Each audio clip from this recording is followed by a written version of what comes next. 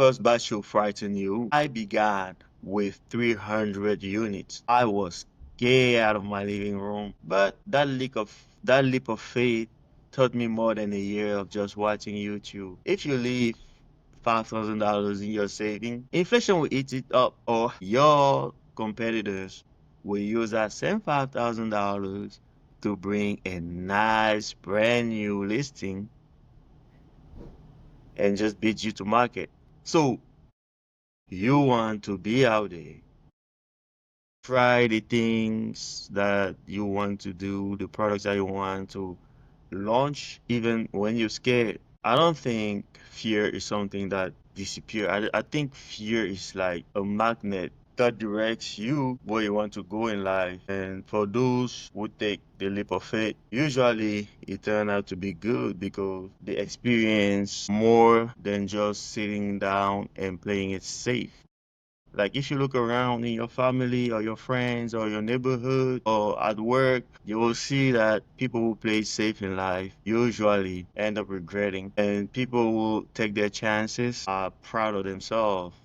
They got the lesson where they can be like, "Ah, at least it taught me something," or they can just win. What if you win? And that's the question a lot of people usually think about before they do something that scares them. At one point in my life, I read a book that said to do every day something that scare you off. I applied it at that time for a month, and it really made a big change in my life. I started lifting more weight, having more energy, taking care of myself, asking for raise, asking for promotions, asking for more work, just putting myself out there.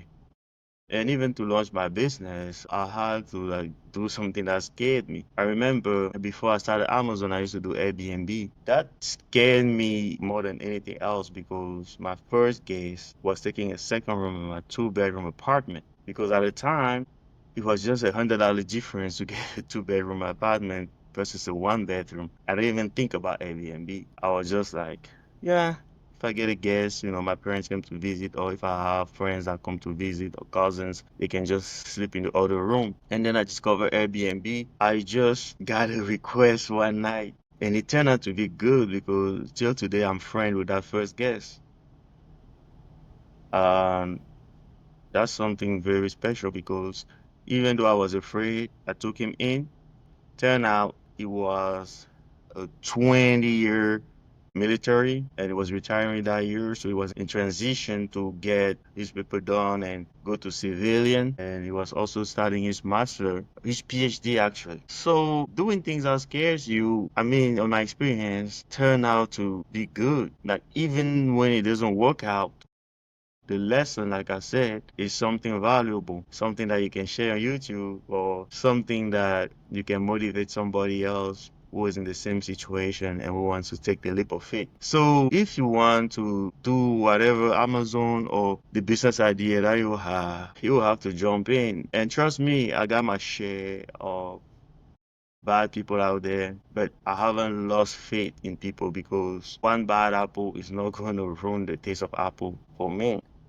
One time I lost $10,000 going in business venture with somebody because I didn't do the due diligence, right? I just trusted the fact that he's a family friend and my mom introduced us, but I didn't really vet the guy. And he came in the house, we fed him, he talked about his new parties, event type of business, and my mom was hooked. She wanted me in too. It's because she was like, okay, she's gonna take catering and I can take part of the marketing and organization as a project manager.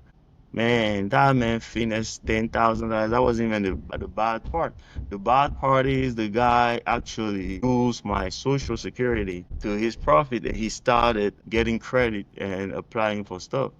So when I say to take the leap of faith, it's not because I didn't have my share, it's because overall I found that Once you do your due diligence, once you're ready to make the decision, you have all the data, and it's an idea that you came up with, hey, it's yours. Take it. And even if it doesn't work, at least it's yours rather than being taken advantage of. You learn, you grow, you make better decision next time. So my message is take a leap of faith, but take it small step at a time. Thinking back, instead of investing 10,000 off the bat, maybe I could have started with 500. That would have reduced the risk because over time, if somebody is bad, it will show. So that's one thing you can do to protect yourself. Like if you have a product idea, don't go all in $50,000 in your first shipment and realize that it was the bad color. Put in 5,000 first. I like 5,000 because first of all, it's a number that includes everything. You might spend maybe 500 for that product. My thing is, do you want to launch a product with bad photos, knowing that you could have done a better job on that area?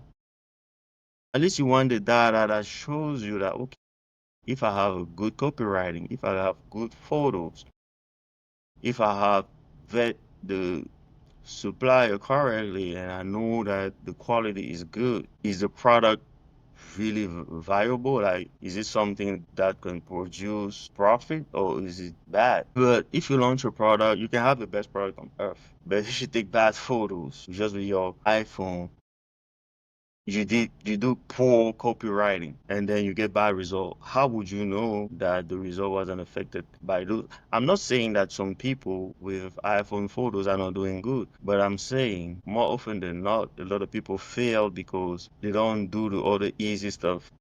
If it's like Jim Rohn said, if it's easy, do it easy. If it's hard, do it hard, but do it, right?